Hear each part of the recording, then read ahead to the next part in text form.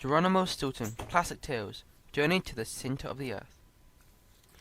Professor Otto Lindenbrock. It was May 24, 1863, and my uncle Otto Lindenbrock, geologist and professor of mineralogy at the University of Hamburg, rushed into the house of 19 King Street. My uncle may have ran all the way there, because he was painting. His fur was ruffled and his forehead was covered in sweat. As soon as she saw him, Martha, the cook, squeaked, "Cheese niblets! He's already here and lunch isn't ready yet. I can't believe I'm so late." I tried to reassure her. "Don't worry, dear.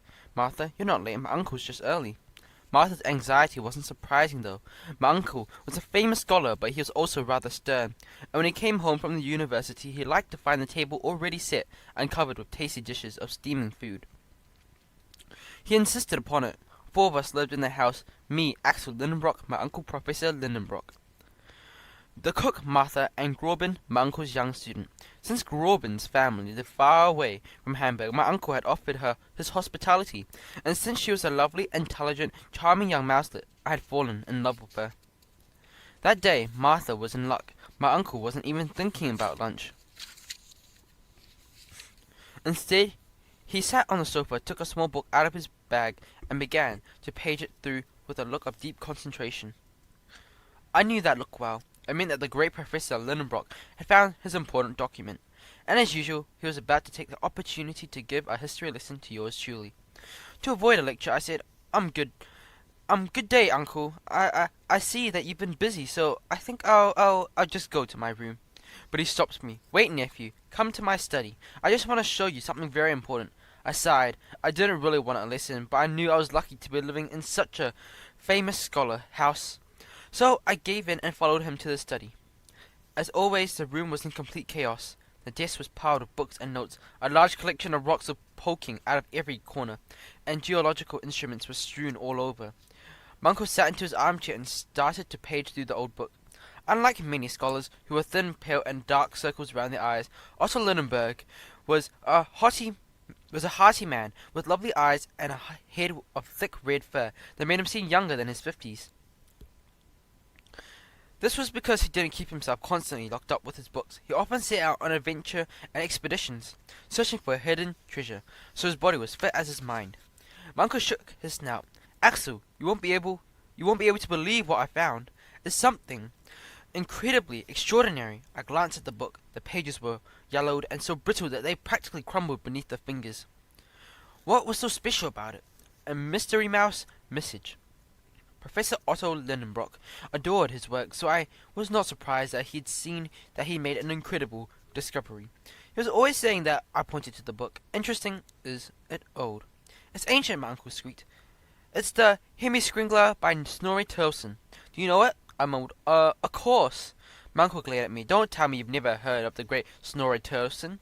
The famous 12th century Icelandic writer. The Hemi Scringler is his most important work." "Oh, I see. What's it about?" I started to peek at one of those pages. It was covered in strange symbols, and I couldn't make it out. My uncle lit up as it began to explain. "Surely you know that long ago in the cold lands of the north, the Vikings lived." He spoke quickly and waved his paws around to emphasize the points he was making. And as he was so gesticulated, the book flapped around too. Suddenly, a piece of paper fell on the pages. My uncle stopped. "Axel, look!" It was an ancient, crumbled piece of parchment. It contained lines of writing and characters that were so bizarre I couldn't tell if they were meant to be read left to right or top to bottom. My uncle cleared off his desk and spread off the parchment carefully. Then he examined it, his eyes darting from one symbol to the next. "What kind of letters are those?" I asked. He shook his head. "They aren't letters. They're runes." "We are fortunate, my young mouse. This parchment is a sensational original manuscript written in runes." I scratched my head, confused. "I see, but, what exactly are runes?" My uncle's enthusiasm dimmed. "You must trust study more. Runes were used by the ancient people of Iceland." That was interesting. So this parchment contains a kind of secret message. My uncle smiled and squeaked. "Exactly." Just then Martha courtesied and announced, "Lunch is served." I was already thinking about eating delicious fried potatoes when my uncle said, "What do you mean, lunch?"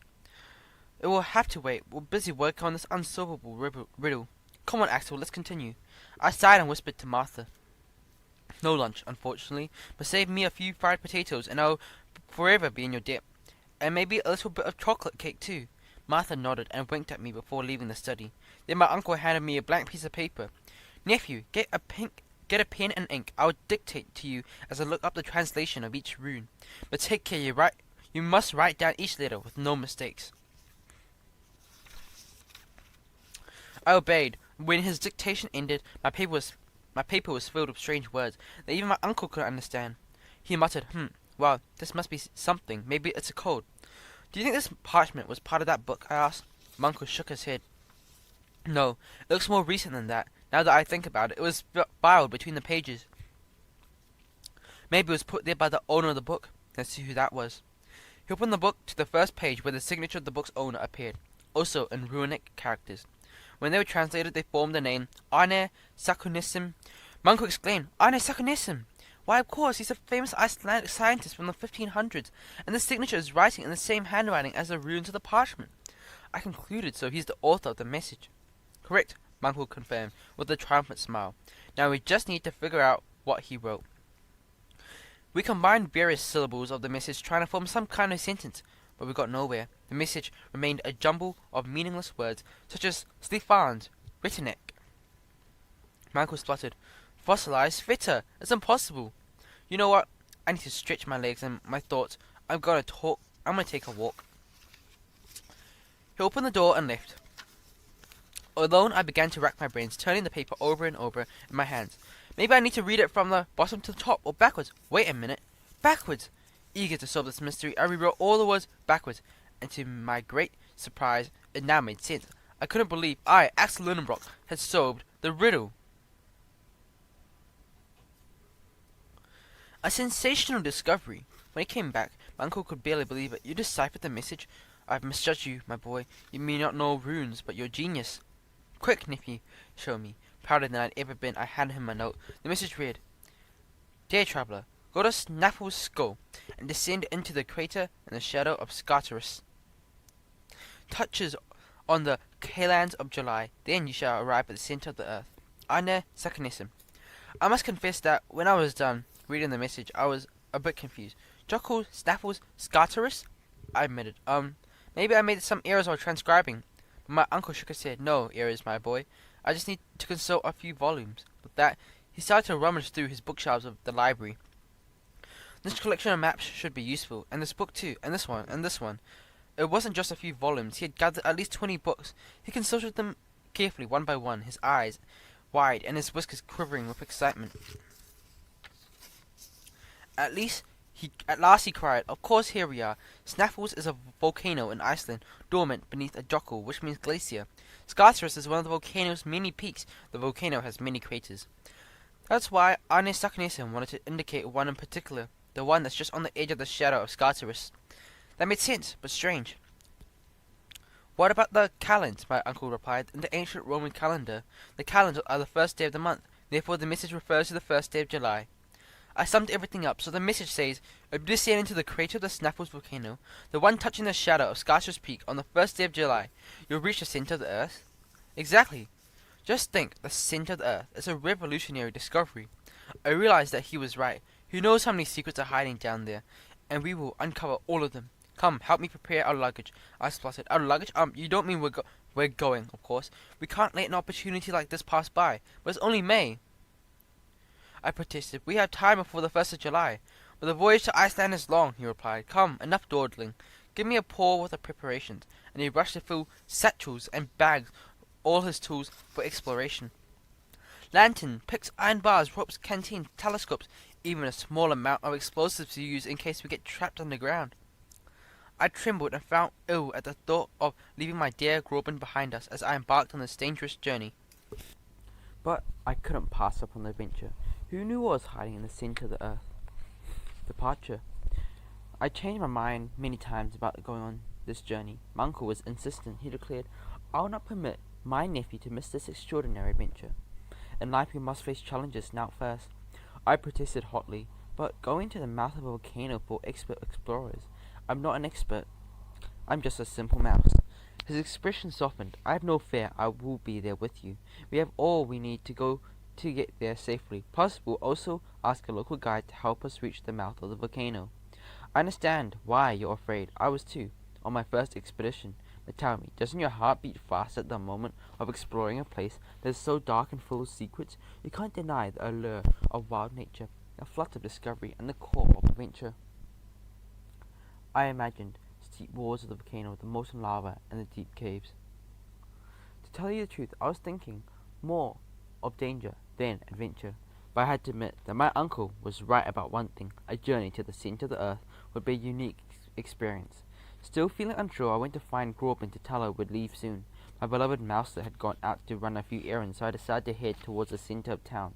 I met her along the way. Groban, I was just looking for you. She smiled at me. But then her expression changed. Is something worrying you, Axel? You seem nervous. I sighed. Unfortunately, I must leave with my uncle very soon on an important expedition. I don't want to go, but I don't really have a choice. Where are you headed? It seems impossible, but going to the center of the earth. I told her all about the mysterious message my uncle planned. When I finished, Groban took my paw and encouraged me. You must go, Axel, and of course you must be careful. But this is an opportunity that can't be missed. Your uncle has been on many expeditions. I am sure he will be careful. I know you'll learn so much on this adventure. She was small but strong, and she filled me with a great sense of security. Thank you, my dear Groban. You've made me feel so much calmer. And so, the next day, my uncle and I departed on a most incredible adventure of our lives. The Wild Island. My uncle was right. The trip to Iceland was very long. From Hamburg, we travelled to train to Copenhagen, the capital of Denmark. Then we boarded a schooner to Reykjavik, the capital of Iceland. The ship's crew were made of 5 sailor mice, plus the captain, me, my uncle, and all our baggage. Everyone in the cruise brought bags too. We had so much gear that it took up half the ship, and we set sail for the foggy port. A shiver ran down my spine. Now, there was no turning back. This could be the best or worst adventure. The ship sailed fast and filled with wind from the southeast, and we headed into the Straits of the Sun, riding over the waves like a great wooden whale. I climbed onto the upper deck to admire the view behind us. I thought of Groban, who I guess was in the library studying. I wished that she too could experience this fresh air, the smell of sea salt, and the seagulls' cries. I asked, how long will we be at sea? My uncle placed a paw on my shoulder. Well, we can't be sure, but at least 10 days, my dear Ratlet. You must have patience. Finally, on the 11th day, Cape Portland appeared on the horizon. It was an enormous cliff with steep walls that jutted out the sea like a soldier standing guard. The captain exclaimed, we need to steer clear of the point. There are thousands of rocks around it that could put holes in the hull of our ship. I realized that the sharp rocks weren't the only danger. The water there was full of sharks. I could see their sharp fins following us through the waves along the coast. However, I saw peaceful pods of whales that dove gracefully, spraying columns of water out of their blowholes. Even though it was summertime, the air was icy cold. The icy winds of the Arctic combined with the milder temperatures of the Gulf current, creating an unpredictable climate. We rounded the western point of Iceland, Cape Reykjavik, then noticed a huge dark cloud looming onto the horizon. The captain squeaked, storm coming! My uncle and I took refuge below deck, while the sailor mice lowered the sails and the captain took the tiller. From the belly of the ship, I could feel the waves as they swelled. The ship rocked and creaked. The loud booming of the thunder made the whole ship shake. With each burst of wind, my uncle and I found ourselves tossed from side to side. He was pale as a sheet, but not from fear, but from seasickness. I tried to take care of him, keeping a paw on his back and saying, be brave, uncle. It will pass soon, you'll see. But he snapped back. I'll have you know that I've faced dozens of storms over my long career as an explorer. But holy cheese, this rocking is making my head spin. Luckily, the storm didn't last long. Soon the sea calmed down and the ship resumed in course. We returned to the deck and breathed for fresh air. The seas around Iceland was wild and full of rocky cliffs. It seemed to be a guardian ready to protect the island from enemy attacks. The next day we entered the marvelous Faxa Bay, leading to Reykjavik. It was a spectacular base, surrounded by cliffs that rose majestically above us. Swarms of seagulls flew above, creating a crown of wings and imposing rocks. This area was so cold and rocky, there was almost no trace of plant life. We glimpsed only a few withered trees. As we made our entrance into the port of Reykjavik, my uncle pointed to a mountain in the distance that had 2 sharp snowy peaks. He announced solemnly, there it is, the Snaefell's Volcano. A stroke of luck. Reykjavik was like no city I'd ever seen before. Quiet blanketed, the landscape made it frozen in time. 2 mountains guarded the town on opposite sides of the coastline. One was made of petrified lava which seemed to flow towards the city like an ivory waterfall. Once we disembarked, my uncle and I met Fredrickson, an esteemed local science teacher and geologist. He was a fan of my uncle's work and he offered to host us in his home. When he saw our luggage and the research tools we had, Mr. Fredrickson's eyes widened. Cheese and crackers, I'll need to prepare you 2 rooms, for one for you and one for your bags. He offered us dinner as well, saying I don't have a cook, I cook everything myself, and I must admit, and I have talent for it. Prepare to be delighted for some delicacies. The delicacies actually consisted of root vegetable stew. How I miss Martha's cooking. But we were so famished by what we ate, I even had seconds. Fredrickson asked, so what brings you to these parts? My uncle didn't want to reveal the parchment secret, so he replied vaguely, we're looking for information about Arne Saknussemm, the famous alchemist and scientist.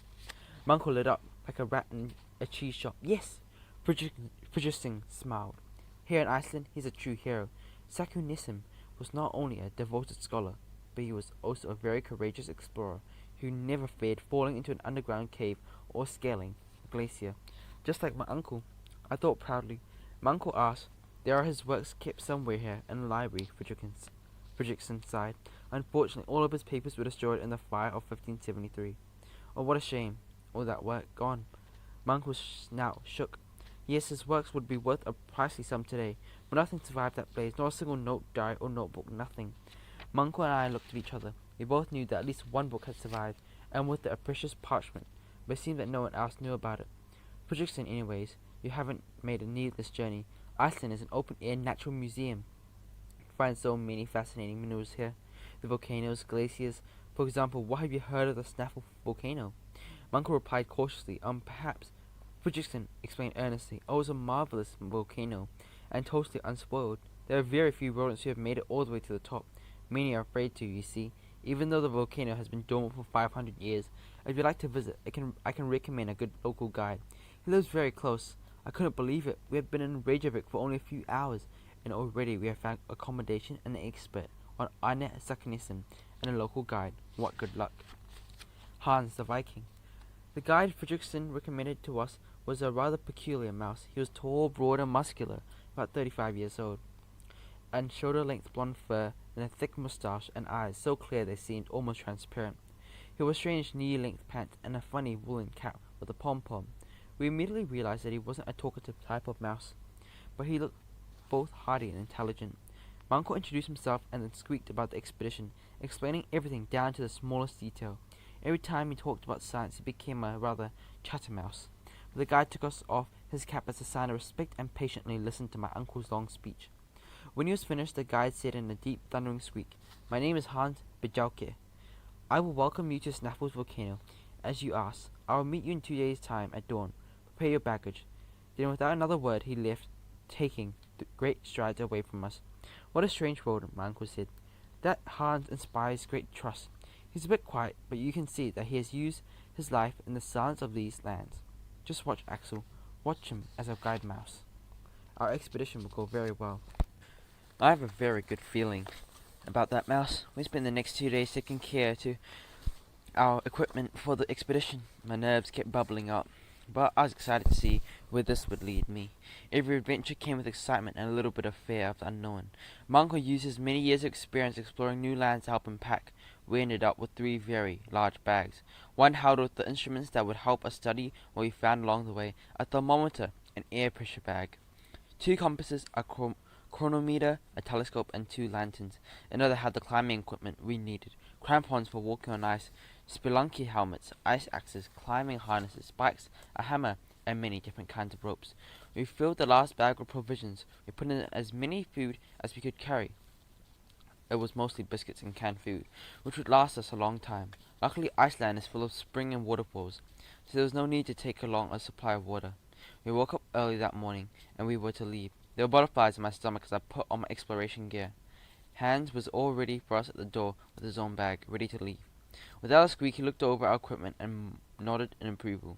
Our guide then pointed to 2 horses, which held the transport our heavy bags along. Han didn't have a horse. He would travel by paw, which he used to, and thus began our long and adventurous trek. The journey was peaceful. The Icelandic countryside was spectacular. They passed jagged coastline, walls of lava rock, fields of stone and ice, high peaks white with snow, algae-covered boulders rising out of the waves. We also encountered animals we had never seen before: the enormous griffalcon, gryphalcon, seals sunning themselves under the rocks, and eider ducks, large sea ducks with milky white feathers. We headed towards the first stop on our journey, the tiny village of Stapi, on the southern coast of Snaffle's Peninsula. Hans was still walking ahead of us, with his heavy, confident steps. My uncle and I had grown a bit of tiredness, especially me. At my first expedition, I wasn't in the best of shape. Days passed as we went north along the west of the coast of Iceland. Sometimes it was dark even in the daytime. A lot of the time the sky was still pitch black when we woke up to the big morning day.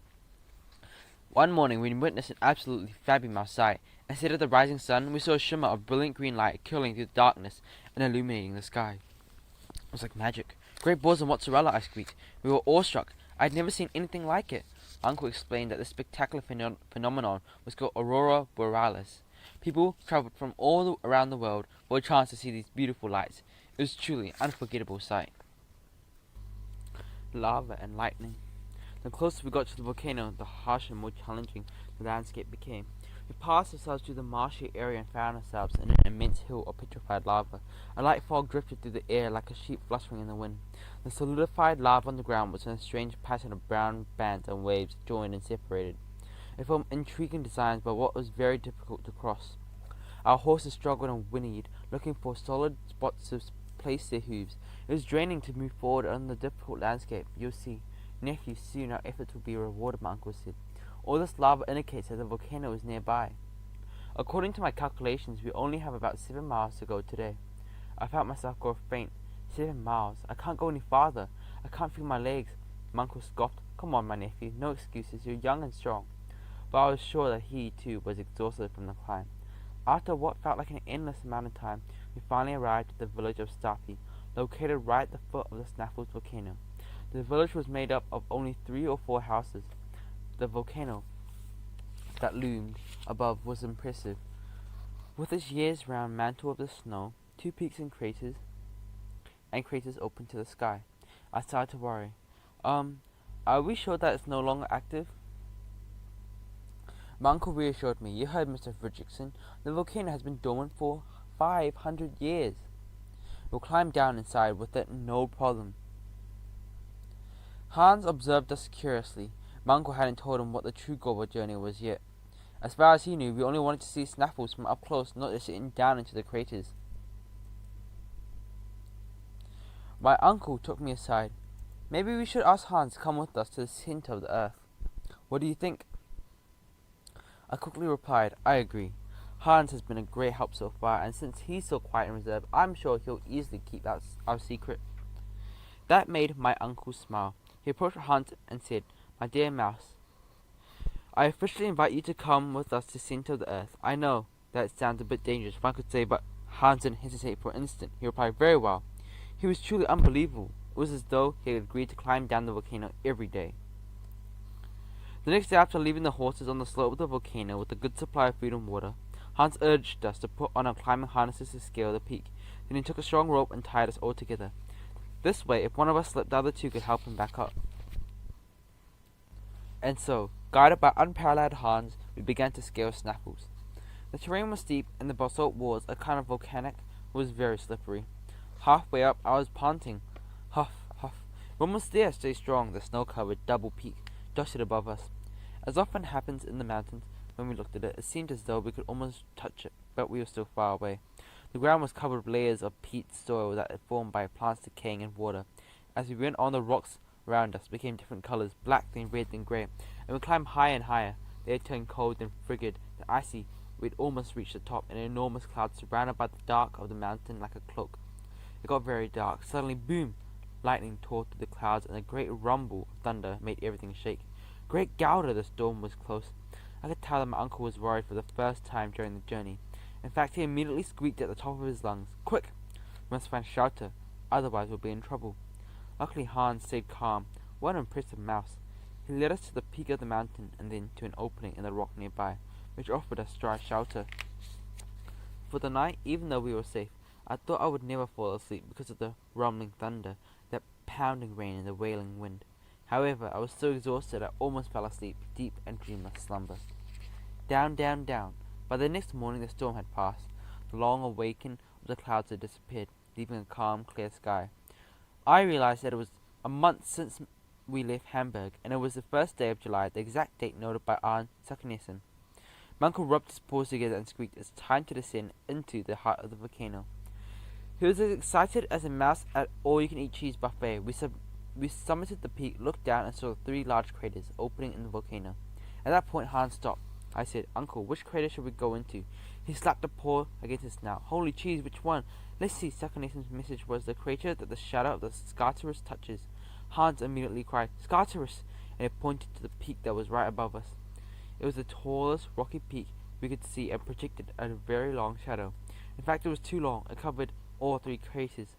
My uncle scoffed, "We need to wait until noon. Then the sun will have risen to the highest point in the sky, and the shadow will be short enough to point out the right entrance." And so I learned the great expeditions are made out of steep climbing, scary storms, and also a lot of patience. After a few hours, the shadow Scartaris shortened until it reached the touch end of the 3 craters, pointing at it like a dark arrow. Only then did I notice that the inscription carved in the volcanic rock at the entrance of the crater. It was written in runes. My uncle and I immediately recognized it. It was exactly identical to the signature of Arne Saknesen, to the one we had found in the parchment. My uncle cheered. "That is it. Let's go." To get a better look, I leaned over the edge. It's so deep and steep and dark. My uncle gave me a hearty pat on the shoulder. "Onward, my timid nephew. Hans and I are here with you." To my surprise, Hans also gave a small grin of encouragement. It was the first time I'd seen him smile since we'd met. That made me feel much better. My uncle helped rearrange our climbing equipment, and we put on a spelunky gear, which was for exploring caves. Then, little by little, we descended. First Hans, then my uncle, who was an expert explorer, and finally me, who had never climbed down into a crater in my life. Descending into the belly of the earth was like going into an enormous, dark, bottomless pit. I was so scared that my fur stood on end. I felt dizzy and my heart was beating like a drum. I could even hear it pounding in my ears. I glanced at Hans, hoping to find a bit of solidarity, but he lowered himself with ease and without hesitation. I saw that my uncle too was already far ahead. Meanwhile, I was proceeding very cautiously, inch by inch, holding onto my rope firmly. My uncle urged me on. "Moldy mozzarella, Axel. You're slow as a snail. Don't be such a scaredy mouse. Everything will be all right." I tried to be brave. I squinted to keep from seeing too far ahead and climbed down with determination. We descended for hours, stopping only when we found a rocky overhang large enough to shelter all 3 of us. Eventually, just when my paws were ready to start ache, I heard a loud bonk. I looked down. Hans had landed on a rocky surface on the color of sand. Soon after, bonk, my uncle had fallen on Hans' head, and then bonk, I had hurtled into my uncle's arms. In the belly of the volcano, we finally reached an underground cavern. It was dark and smelled damp. I heard the tapping of drops and waterfall in the distance, and a strange whistling, as if the wind didn't know how to get out. I looked around with a mixture of fear and curiosity. How far did we descend? My uncle consulted his instruments. We travelled about 3,000 feet from the peak of Snaffles. Therefore, we're now at about sea level, and our expedition can truly begin. "The expedition can truly begin?" I squeaked. "What have we been doing up to this point?" My uncle laughed and echoed through the cavern.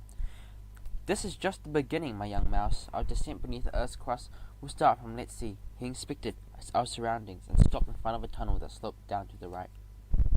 "From here," he finished. Hans immediately entered the tunnel, holding up a lantern for light. We followed directly behind him. As he walked, our flickering lanterns created tricks of light, allowing the walls of volcanic rock, making them seem alive. The tunnel led to another large cavern, and then to another, deep in the secret heart of the earth. All the rocks surrounding us, the walls, the floors, the ceiling, were now just a yellowish color. Our descent was on a steep slope, so all 3 of us proceeded with extreme caution to avoid slipping. From time to time, my uncle stopped to consult his instruments and scribble some notes in his notebook. At the end of the tunnel, we found ourselves in a large cavern, which seemed to stretch infinitely.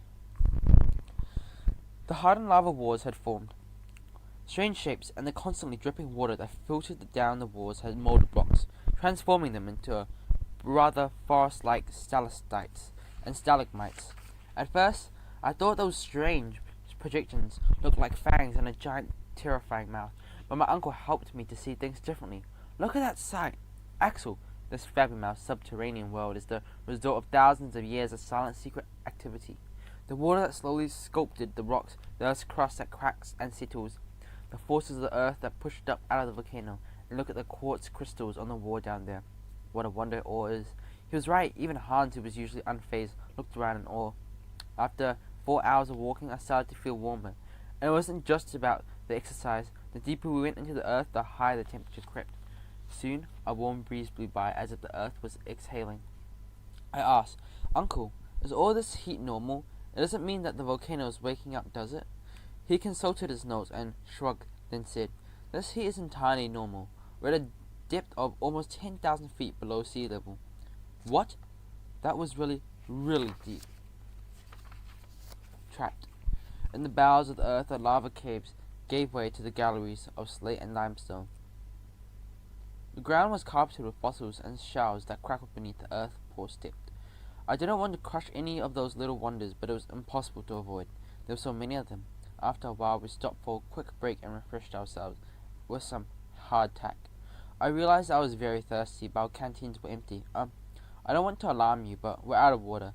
To my surprise, my uncle burst out into thunderous laughs. Ha ha ha, Axel, you really should get going to study geology more.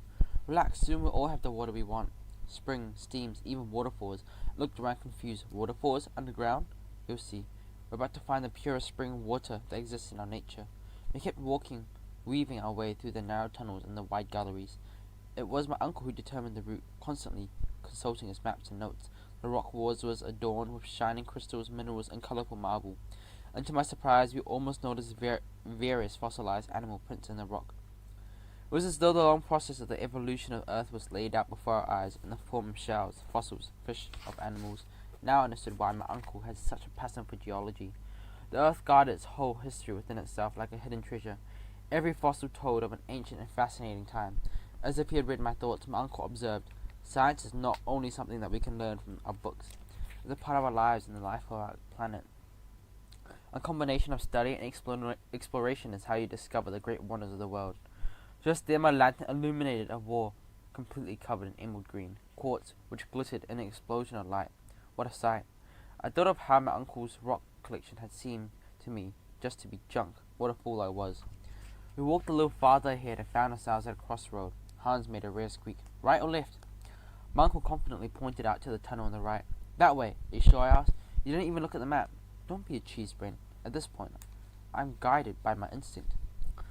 With some uncertainty, Hans and I followed him. We soon entered another cavern covered in green and purple quartz. It was much narrower than the previous ones, and the ground was very uneven. I was careful not to trip and fall.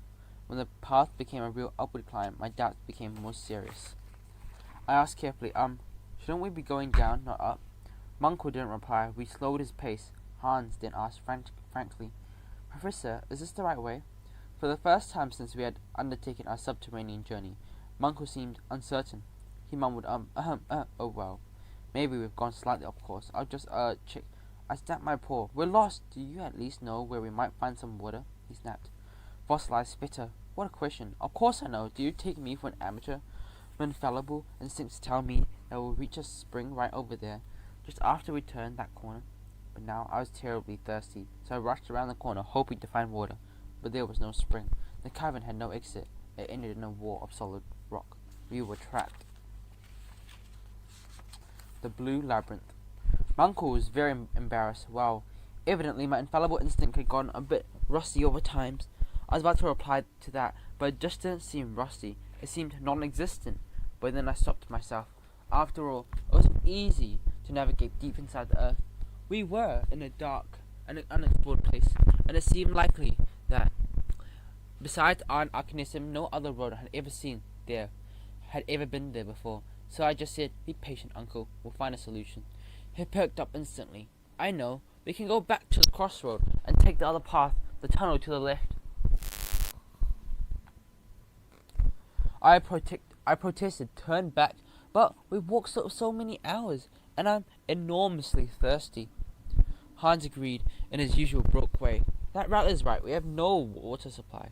My uncle sighed. "I'm afraid we have no choice, but we can hope we'll find water soon. Down the other tunnel, okay?" Hans and I agreed we had to, and we returned to the fork in the road. and then took the other tunnel. It was the entrance to a labyrinth. The rock was turquoise and aquamarine. In the flickering light, and every turn seemed the same as the one before, my muscles ached from exhaustion.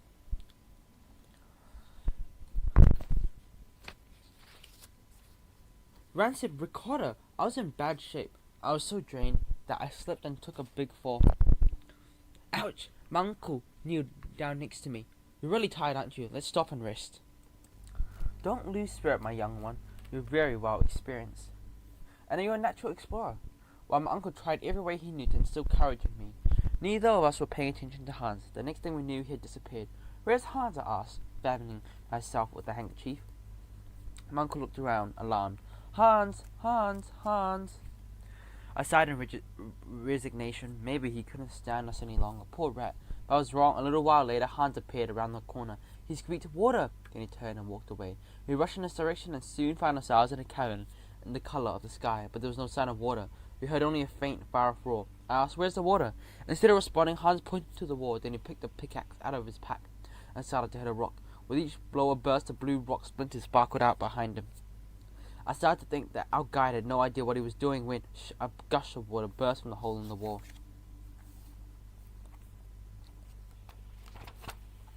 I cheered, "Water, water, hooray!" I plunged myself into the spurting stream.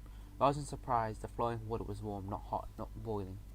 Holy cheese, my uncle quickly pulled me away. "The water's so hot, it's steaming. Be patient. It will soon cool off." He was right. After some time, we could finally quench our thirst. I felt good as new. Filled our canteens as the rush of the water from the rock became a small stream at our feet. My uncle shook our guide's paws and said, "Thank you, Hans. You saved our lives." Then he had an idea. Since all rivers have names, I propose we call this one Hansbach, which means Hans Brook in German. What do you think? Our guide blushed. "Sounds just fine to me." Uncle smiled. "Mouse. When we return home, I'll write a book about this place and tell everyone about the existence of the river Hansbach. If we ever manage to get home, that is," I thought. But I didn't say anything out loud to avoid ruining everyone's good mood. Help! It took several whole days of hiking to pass through the Blue Labyrinth. We walked until our paws ached, and then we stopped for a snack or a nap, and then continued our trek. Eventually, the path turned into a tunnel, a steep downward slope. I flexed my legs as I walked, trying not to lose balance. The farther we went, the darker it got. On and on for days, the blue rock that illuminated our passage gave way to walls of dark granite. Our lanterns could barely light the path beneath our paws.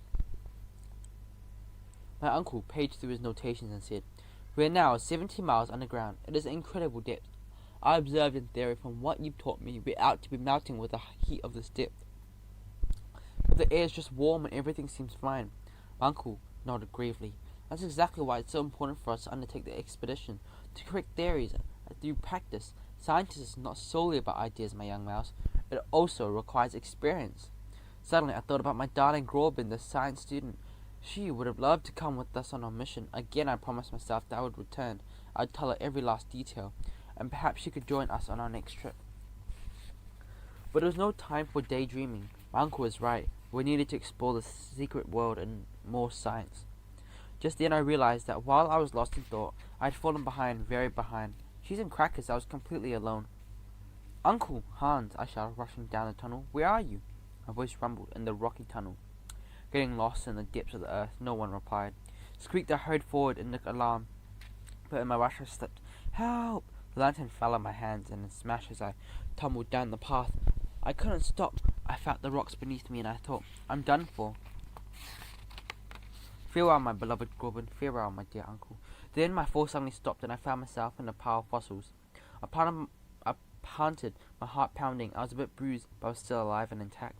So disorientated from my fall, I brushed off my fur and looked around. Where was I? I seemed to be in another cavern, a bit larger than the one we'd already passed through. I called out again, "Uncle, Hans," but no one was replying. A deep silence was all around me. I took a few steps and noticed that the cavern was just the first of many, many other, all grey rock, all woven together like a spider's web. I started to walk in one direction and the other, but I just seemed to end up in the same spot. I felt so discouraged. Rat-munching rattlesnakes, I was lost deep in the heart of the earth. A silver sea. I'd never been so afraid. Darkness surrounded me like a heavy blanket, and I felt like a prisoner of Earth. I didn't know what to do, where to go, or how to escape the situation. Finally, I decided to sit down against a rock wall, my ears open, ready to pick up the slightest voice. A long time passed, perhaps it was just minutes before hours. It was impossible to know. I could only tell that at some point I seemed to hear the pitter-patter of footsteps coming from somewhere in the distance. I leaped to my feet and shouted with all my air in my lungs, "I'm here, help me!" I heard a faint voice echo. Axel? Was it just a dream? It didn't matter. I knew which way to go. I rushed towards the sound, groping my way through the darkness. Hope had filled me with energy. The voice rang out again. Axel? I was even closer now. I belted. "I'm here!" I started to run, but I shouldn't have. It was too dark to see. Soon I smacked my snout right into a rock. Youch! I fell backwards and lost consciousness. When I came to, a familiar snout leaned over me, brushing sideburns, eyebrows, as thick as my brush. It was my uncle. I murmured, Uncle, where am I?" He helped me sit up and said, "You took a good fall, my young mouse. Why were you running in the dark?" I remembered calling out in the darkness. I feared that no one would hear me. The strong need to find my uncle and Hans. I confessed, just didn't want to be lost anymore. Hans, who was nearby, gave me a little pat of encouragement. Now you've been found. As usual, his simple way of speaking calmed me. It was only then that I noticed a strange silver light shining behind my uncle. I whispered, "Where's that light coming from?" My uncle shook his snout. "We'll find out later, my ratlet. Now you must rest for a few hours. You took a good hit to the head and you must regain your energy for the great journey that awaits us." I wanted to ask for an explanation, but I also felt so tired I closed my eyes and fell right asleep. Later I woke up to a muffled sound in my ear. It seemed like a kind of splashing, as though I was at the foot of a large fountain or on the beach by the waves. Waves? I shook my snout. Maybe the effects of the blow to my head hadn't passed yet. I rubbed my eyes and looked around. I was in a huge cavern I hadn't seen before, which was covered in silvery minerals. I heard the squeaks of my uncle and Hans in the distance, so I got up. My jaw dropped in surprise. Geez, niblets! Before us was a huge body of water, a real sea, complete with waves and foam. The water was silvery like the cave and seemed to stretch and endless. A light mist hovered atop the waves. The vapors were full of electricity and produced small bursts of light. My uncle smiled at me. "You're awake, my young mouselet." "You look way better." I pointed to the water. That's my uncle interrupted. "The Lindenbrock Sea. Beautiful, isn't it?" "Yes," I named it after myself. The shore was full and tall, tapered stalagmites, and the ground was covered in sand. If someone had told me about this place, I wouldn't have believed them. There was an underground ocean miles below the earth. This expedition was full of extraordinary surprises. Since the sea now had a name, I wanted to give one to the cavern's beach as well. It was so beautiful. I named it Port Gräuben.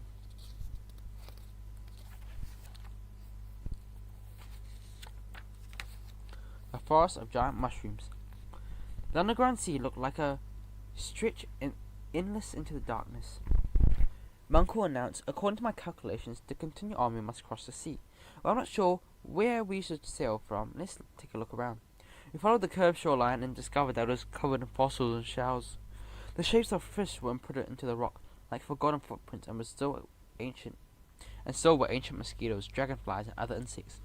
Some of the seashells were as tiny as the smallest pawn nail, and some conch shells were so enormous they reached up to my knee. We crossed a flat area with a large cloud of vapor fluttering over it. A rocky ceiling was sparkled above us. Several trickles of water sparkled down the walls, and as they snaked to the ground, they united to form larger streams. It was so strange to find so much water nearby after it took so much effort to uncover the stream we found before. And because water is the source of life, we began to encounter more and more vegetation, like rocks covered in green moss of plants, and in all curious shapes and sizes. After we passed a huge stone column, we found ourselves in an environment like nothing we'd ever seen. At first, I looked at it like a forest, but the trees had a smooth, plump, round trunk, and the leaves took the shape of a giant umbrella. My uncle squeaked, "Wait a minute, those trees don't have leaves. In fact, now that I see them better, they don't even have branches." While he and I observed the forest from far away, Hans walked up to one of the smallest trees and touched it. He was so practical. He stayed still for a moment, as though lost in thought. Then he got up to his toes and touched the top of the umbrella. At last our guide declared, "Not trees, they are mushrooms." "Mushrooms," I squeaked. "Great Gouda, it was true. We were in an immense of gigantic mushrooms." My uncle was excited. "Look at the trunk of this one. It's at least 3 feet in diameter, can't even get my arms around it, and that wasn't all. In between this gigantic mushroom, there were huge ferns and tall spiky plants. They were all prehistoric species that managed to survive down here, untouched. With a surprise, I explored the forest with my open, wide eyes, and a big grin on my snout, admiring the wonders around me. Dinosaur Beach. The surprises weren't over yet. The center of the earth was offered by many fantastical landscapes, each of one different from the next. There were so many strange things that every now and then I pinched myself to make sure I wasn't dreaming. From the mushroom forest, we found ourselves our way to a beach covered in hard white rocks, which resembled enormous bones. My uncle pointed to one, which was shaped like a huge fang. Axel, what does that look like to you? I guess an elephant's tusk. Wrong, a mammoth's tusk. Wrong. I thought for a moment. Don't tell me, that's a dinosaur bone. My uncle smiled. His eyes sparkled. Exactly, look at all the other dinosaurs around us. They go back millions of years. I touched the bone delicately. It was so white it seemed to shine. It seems very old, preserved for something too so old. My uncle explained, that's because the earth was unprotected. These bones like a precious treasure of mine. Look over there. That must be a tooth from Dinotherium. And over there is a skeleton of Megatherium. Oh, if only I could take one of those bones to Hamburg with me. My colleagues would be so astounded by such ancient and perfect specimens. Then I had a scary thought. Uncle, are you sure that there are only dinosaur remains here and not living dinosaurs? My uncle smiled. Perhaps you'd like to meet one. Just the thought sent a shiver from my whisker to the tip of my tail. Meanwhile, our guide was wandering ahead. He seemed much more calm. I asked him, are you worried, Hans? He didn't reply. He stared into the near distance, where the shadows would darken the shapes of the plants and bones merged into darkness. My uncle pointed to the silver sea, which we could still see the glimpse not far off. He said, tell me, Axel, do you think that sea is populated with marine life? I truly hope not, I squeaked. I doubt that anything lives in there would be harmless. My uncle shrugged and said that with a smile. We'll soon find out. A great crossing awaits. Concerned, I asked him, are you sure we need to cross Lindenbrock Sea? How do you know that's the right way? He replied confidently, trust me, nephew. I admit I don't know exactly where we are, but to continue we must cross the sea and reach the other side. Of course, I have no doubt. But we don't even know if the sea has an end. Hans, tell him. I turned to look for our guide, but he had disappeared again. We found him on the beach with a hammer in hand and a raft in front of him. My uncle was surprised. Hans, how did you make a raft so quickly? Our guide hit the final nail with his hammer and replied, I didn't build it, I just fixed it. The raft was already here. Stunned, my uncle adjusted his glasses on his snout. Are you sure? Why, this is extraordinary news. That means someone else made it at this point too. And I bet it was Arne Saknesen. Holy cheese, we're going in the right direction. My instinct is infallible. And look, my uncle pointed to the planks that formed the raft and explained, those are made by Suotara Brander. I asked. Suotara what? Suotara Brander is the name of a lignite in Icelandic. Nephew, it's a fossilized wood that's very sturdy. It seemed we would soon be crossing the water. I helped Hans make the final adjustments to the raft and prepared myself to be at sea. Sea monsters. Many days had passed since the beginning of our journey. I had never spent a summer as unpredictable as this one. My Uncle Hans and I loaded our tools, provisions, and a good supply of fresh water onto the raft. At last we set the sail for our sea voyage. The air currents coming from all directions were strong enough to rift the raft's sail and push us forward quickly. We soon found ourselves on the open sea, completely surrounded by water with no land in sight, and so began our many dull days of sail rafting. Every hour felt like a week, and every day felt like the one before. Even the climate never changed. It was always the same wind, the same heat, the same sky, the same suffocating ceiling of grey rock above. My uncle couldn't help complaining. I must admit that I didn't expect the sea to be so vast. I thought it would be more or less the size of a lake, but this Lindenbrock sea seems endless. His moans mixed with the sound of the waves, which bubbled and gurgled as if something was moving in the depths. Each time I heard a rumbling, I moved closer to the center of the raft. I wasn't sure. It couldn't be just the noise of the waves. It had to be ferocious. Sea monsters preparing to attack us, but I was mistaken. The gurgling always stopped, and we sailed on peacefully. Until one morning, something jolted the raft. At first we saw only the waves, which were foamy and rough. Then a gigantic fin came to the surface. Squeak! It was pointy.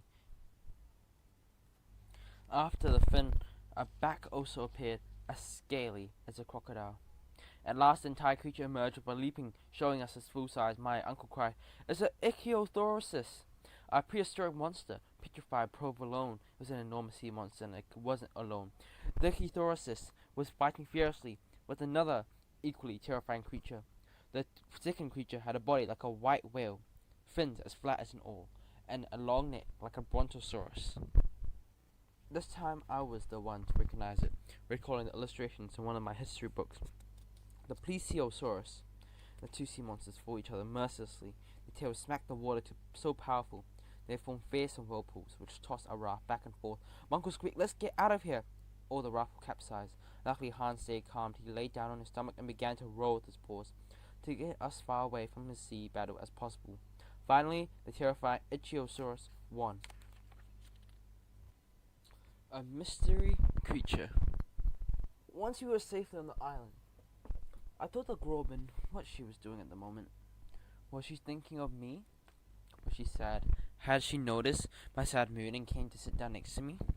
I murmured, "Will we ever go back, Hans?" We left on a scientific expedition, but we couldn't have imagined we ended up in a rocky labyrinth and an underground sea filled with monsters. What else awaits us? Aren't you afraid?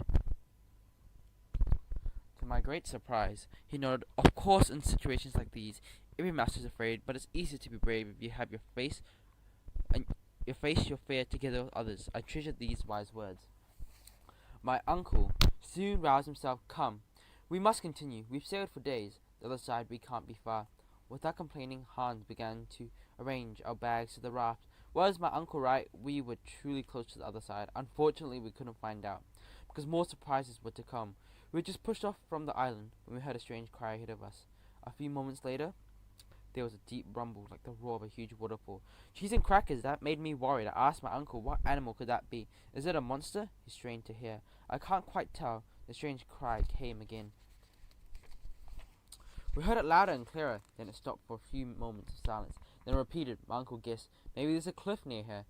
The sound we're hearing is the crashing of the waves against the rock, I said. But it's very different sound from the crashing waves. It sounds even more powerful. I was terrified but also curious. What a mystery mouse creature could produce a cry like that.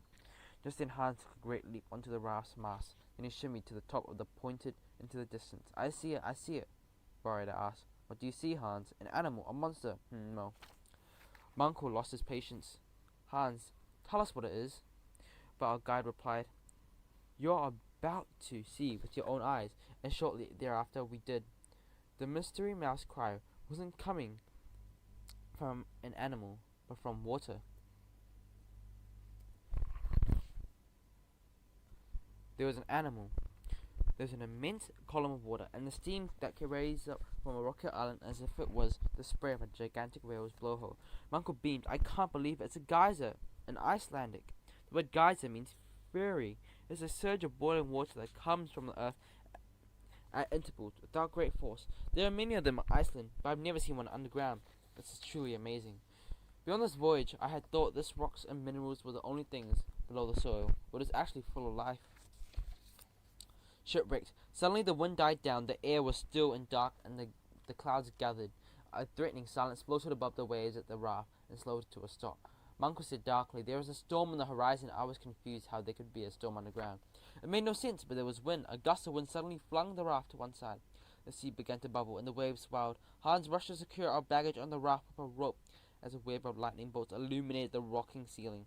The sea currents rushed around us, and huge whirlpools formed. They swirled downward and sucked everything nearby into them. We held our breath, preparing for the worst, and then the worst arrived. A wave as high as a wall smashed against us, tossing and turning the raft. My uncle squeaked, hold on tight, but it wasn't easy. My uncle and I clung to the main mast with all our strength. Meanwhile, Hans tried hard not to lose control of the tiller. My uncle urged him, Hans, you must hold on like us, you'll fall in the water. But he stayed where he was, solid as a rock, standing amidst the waves, his fur whipped by the wind and his eyes burning with courage. He looked like a real Viking hero, ready to face the battle, until the raft was sucked into an enormous whirlpool. We were dragged down into it and then catapulted down into the air into the explosion of spray and foam. I just kept repeating to myself, stay on the raft, stay on the raft, stay on the raft. Next to me, my uncle shouted, you can do it, Axel, and my paws remained gripped tightly to the mast. I don't know how long the storm lasted, maybe an hour, maybe a whole day. At some point, an especially strong gust of wind blew the raft right up against something. I felt the splintering of the planks beneath my paws. The raft had knocked into a boulder. All three of us were tossed in the air. I thought we'd finished. I'd never see Groban again. But when I opened my eyes, I was on a soft, warm surface, a beach. My uncle and Hans had tumbled onto the sand, while our raft was smashed to the pieces in the storm's fury. I couldn't believe it. We were safe. We took refuge in a cover, waiting for the storm to pass. Little by little, the water calmed and the wind died down. My uncle sighed. It's such a shame that we lost the raft and all our provisions and my precious instruments. But then Hans smiled and showed us a bundle he had made out of the raft sail. It contained all our belongings. He'd even managed to save the compass, the thermometer and the chronometer. I hugged him with gratitude. Hans, you're our hero. Unfortunately, our joy didn't last long. As soon as we left the cave, my uncle cried, "It can't be, oh no." I followed his gaze and understood. We hadn't reached just any beach. We were in the exact same beach we had left days ago. In the same cave we were in. The exact same cave we had used as a refuge before. The cave of Port Gräuben. After so many days of sailing and encounters with the sea monsters, the storm, and many dangers, we had returned to our starting point. How could that be? My uncle felt so sad that he couldn't even squeak. I placed a paw on his shoulder. Cheer up, uncle. Maybe this is a sign that it's time to go home. But he shook his head. Go home? You're joking. I hope I will not turn back now. I decided to journey to the center of the earth and nothing will stop me. Not a terrible hurricane, not a sea monster, not even a mammoth. Hans and I glanced at each other, perplexed. A mammoth? What did that have to do anything with it? Then we turned and froze. Standing right in front of us was a gigantic animal. It had a two-egged tusk, a tuft of fur, and a fowl over its eyes, and a thick long coat. There's no doubt it was a real live mammoth. Coming through the mammoth's jungle, the mammoth watched us through lazy eyes. It didn't seem very threatening, but it's also big and frightening. Anyways, sometimes I'm just a really scaredy mouse. My uncle was delighted. He had studied the prehistoric period for years, so seeing its creature in real life was a wonder. Now, what did we do? The enormous animal hid in the jungle that we hadn't explored yet, and we followed. The vegetation was astounding. It was all from ancient time. There were strange creeping vines and flowers, ferns covered in thorns, and enormous palm trees. The ground was covered in a carpet of moss and pine needles and fossils. My uncle examined the plants and declared this forest must have been underwater at one time. How can you be sure? I asked. He explained. Do you see how many shells on the ground, and this kind of vegetation descends from marine plant life? I'm positive. I was squeakless. How much time needed to pass for the seed to transform into a forest? It must be many thousands of years. I was also about to ask a ton of questions when I saw Hans pointing to something in the distance. I squinted and my blood froze. Coming through the prehistoric jungle was a person, but as he approached we saw that he was a giant. He had to be over 12 feet tall. My uncle flinched. The legendary caveman. Come on, let's get closer. Hans wanted to finish building a new raft, so we went back to the beach. My uncle and I made our way through the ferns. In a few places, the plants were so thick we couldn't even see our paws. At last, we popped out into the clearing, just a few steps behind the giant. He was just messy hair that hung all the way from his back and such powerful muscles that seemed to be made of marble. He wore a simple tunic and used a tree trunk as a club. He seemed peaceful as he stood in the middle of the forest, watching the mammoth, or several mammoths. Because the first mammoth had joined up with the others, a whole herd, the giant acted like a shepherd with his flock. He watched over the mammoths, made sure they were eating, and took care of them, that they didn't wander off. My uncle whispered, "Do you think he's dangerous?" I have no idea. We'd better not disturb him. You never know. But my uncle insisted, we could just say hello to see how he reacts. It would be an important scientific discovery to find out if the caveman was social or aggressive. Anyways, I could try to speak to him. Who knows what language he speaks? Maybe he doesn't speak at all. But in any case, we could communicate with gestures. I'd love that, to know what he's thinking.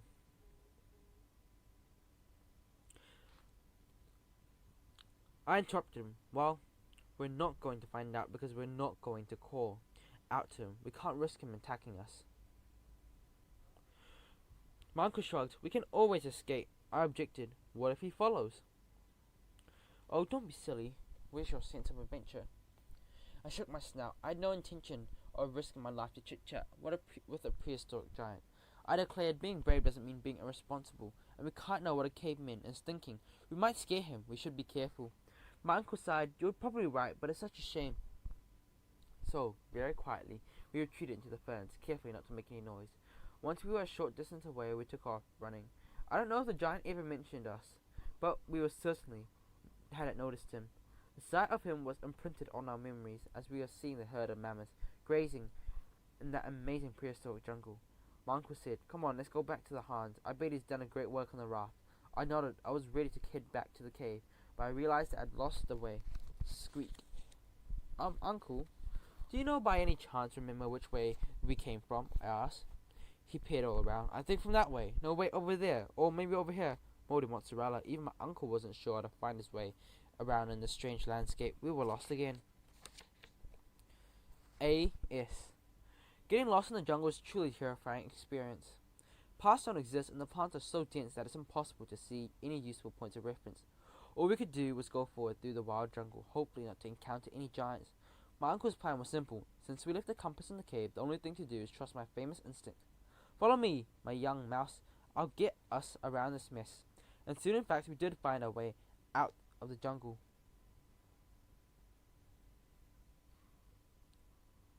But instead of ending up back at our cave, we found ourselves at a beach covered in fossils. I started to lose hope. Would we ever find Hans or return home safe and sound? "Uncle, tell me the truth," I said. "Do you truly believe we will return from the center of the earth once we reach it?" "Cheese and crackers, Axel. Of course we'll return. We just need patience. Nerves will steel. My famous instinct will make the great crossing once more. We'll get to the other side, but then there'll just be another way," I protested. "But there's a secret passage that leads to the mouth of the volcano, or a shortcut." My uncle was about to reply, but then he stopped. "Axel," he whispered, "stop." Then he pointed to a spot on the ground. There was something shining among the shrubs and fossils, a long, skinny shape. "Is that a snake?" I wondered. My uncle shook his head. "No, it seems to be an object." He carefully moved the rocks covering it, and we made a great discovery. It was a dagger. It was pointed to the left, an arrow, and it was a bit rusty. My uncle observed, "Prehistoric mice did not have daggers." "Are you sure?" "Of course steel didn't exist." "Then this weapon comes for more recent era," I concluded. My uncle nodded. "I believe it's a dagger from the 16th century, a weapon that knights carried at their waist during a duel."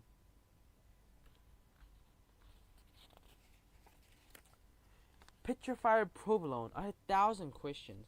What was a dagger from centuries ago, doing in the middle of a jungle, in the center of the earth? Had another traveler like us passed through here? I reached out for it, but my uncle stopped me. "Don't touch it. The dagger could be a signal." "A signal? From whom?" My uncle grumbled. "Cheese niblets, nephew. No one comes to mind. This is a dagger from the 16th century. Can't think of anyone from the era who has something to do with our voyage." He must have been referring to Ine Sakunissim. "He lived in the 16th century, right?" "Right." My uncle smiled. "And I think he not only reached the spot, but managed to reach the center of the earth. And he very kindly left marks from his voyage to point for new explorers. A little farther ahead, we came across a rock of two large letters carved into an A and an S, the initials of Ine Sakunissim. And below the rocks was an opening into the dark cavern. I cheered. "Incredible! You are right, Uncle Sakunissim. Left behind signs for us," he smiled. "Yes, my dear Axel, the great scientist decided to help us and point the way to the official entrance to the center of the earth. My young mouse, we've done it. I'm sure our efforts will be soon rewarded." Impatient, we ran to find our guide. Luck was with us, and we finally found the way back to the cave. Hans had just finished building a new raft, using the ruins of the old raft and the other planks gathered from the area. My uncle told him of our sensational discovery, and we packed up the raft to sail across the coast to the opening in the rock. During the trip, I felt optimistic. "How beautiful," I cried. "Thanks to the tunnel, I will reach my destination, and at last I'll be able to return home to my dear Groben." My uncle dampened with enthusiasm. "Don't forget that tunnel could be very long. We don't know how long it will take to reach the center of the earth."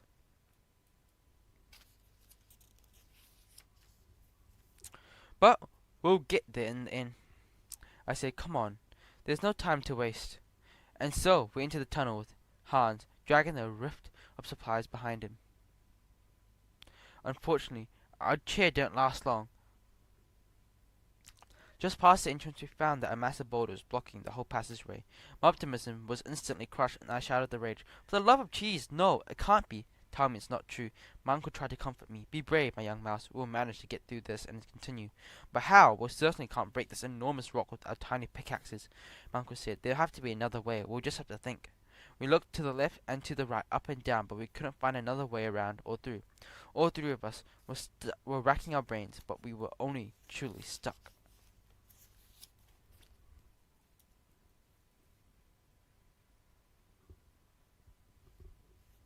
Boom!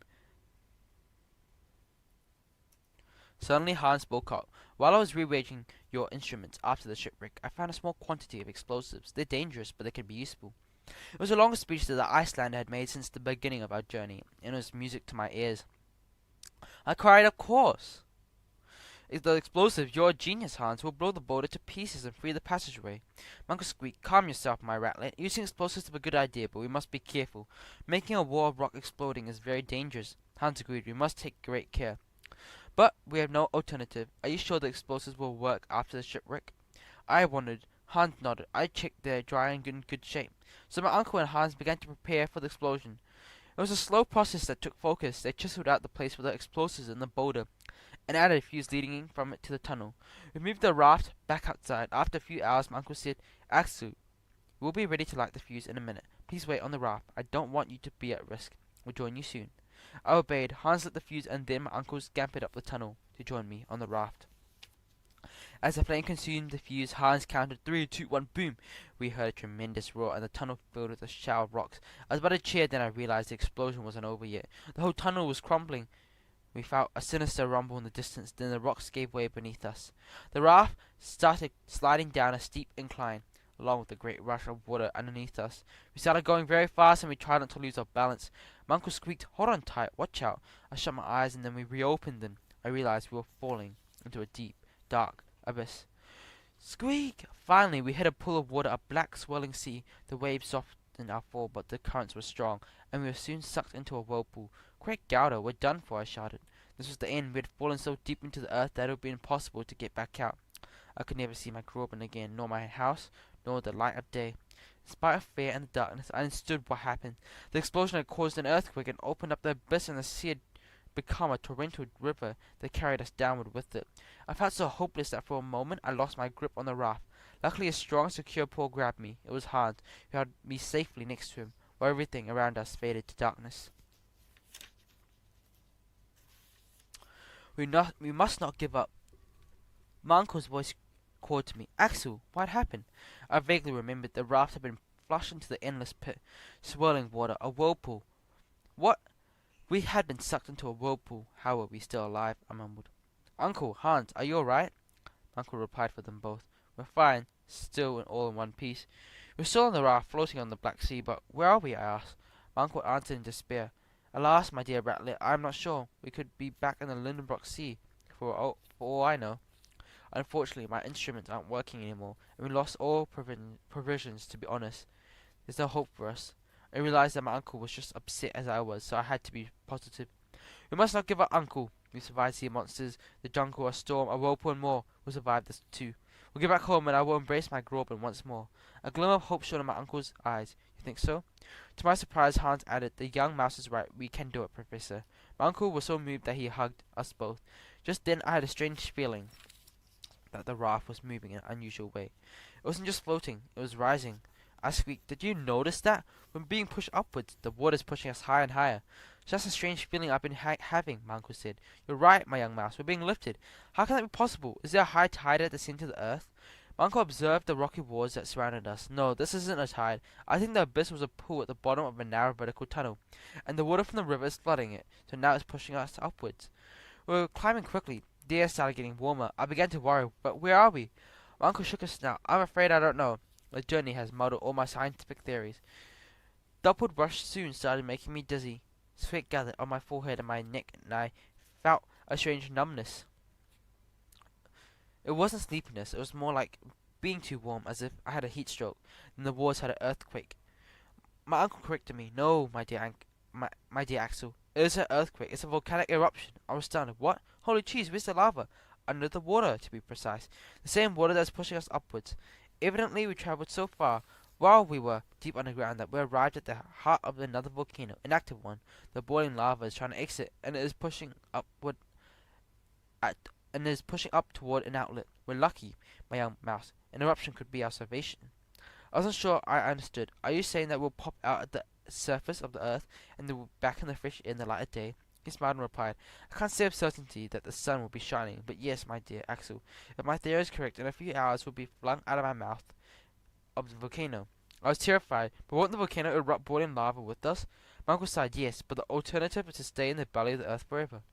We had a point. We waited for hours. The tremors continued. It was as if the volcano was preparing for the strongest eruption possible. At last, our wait ended. Our raft was projected upwards at a blistering speed. We were a part of a tall liquid column that blasted outside. A storm of burning rocks rolled all around us. The water turned from red to orange to yellow to black, because it wasn't actually just water, it was lava. I felt myself jerk upwards as if an invisible hand had lifted me off the raft and tossed me in the air. Help! I squeaked. Just as I started to fall down and down, I found myself suspended in midair. Hans! Strong paw had caught me. I got you, Axel, I've got you, shouted Hans, and he pulled me over the edge of a precipice. I was safe and sound, far from the lava and the rumbling of the eruption. Hans and my uncle were next to me, great balls of mozzarella. I had no idea how it was possible, but we were alive. Not only that, but an unexpectedly beautiful landscape stretched out in front of us. It wasn't Iceland. The rocks and ash of the volcano had suddenly become a leafy green valley, covered in vineyards of sparkling blue sea in the distance. Suddenly we had a curly little head peek out from behind the rocks. It was a young ratlet. He looked about 12 years old and greeted us warmly. Good day, sirs. I smiled at him. Good day to you. May I ask, where are we?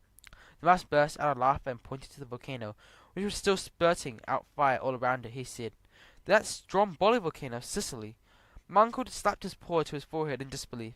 Who would have thought we'd passed the centre of the earth from Iceland to Italy? Return to civilization. And that's how Fabulmouse's journey to the centre of the earth ended. It was an exciting and truly unique adventure, during which we explored some extraordinary places and made a great new friend, the wondrous Han. When my uncle departed for home, we invited Han to come with us to introduce him to our city. On the train ride home to Hamburg, I could only think for one mouse, Groben. I hadn't seen her for months. How I missed her. My uncle joked, Well, are you happy, you romantic rat? At last, your dream of love will come true. I smiled for them to come true. I'd need to, marry her. My uncle approved, then asked for her paw in marriage. You certainly have my blessing. I embraced him. We had very different personalities, but we loved each other, and that's what really counted. Finally, on September 9th, 1863, we arrived back in Hamburg. My beloved Groben was waiting for me at the station. When I saw her, I ran over to hold her close. Her big eyes were shining. I would have shouted, Great Gauda Groben, what a joy to see you, but I was so emotional that I couldn't even squeak. Groben smiled and said, Oh, Axel, I was so worried. Weeks and weeks passed, and you didn't return. I was so glad you're all right. I saw my uncle peering at us and giggling. He was happy for me. The beautiful house at 19 King Street was just as I'd left it. My voyage had lasted only a few months, but I had had so many amazing experiences that it seemed as though years had passed. Our cook Martha welcomed us like heroes. To celebrate our return, she made fried potatoes and cake galore. She also made Hans' favourite dishes, which gave him great satisfaction. He had the appetite of 4 mice. How wonderful it was to have food in abundance, and much water as we wanted to drink after so much time. Bunker was ecstatic. He had managed to save the majority of his notes from the journey, and now wanted to share our undertaking with the scientific community.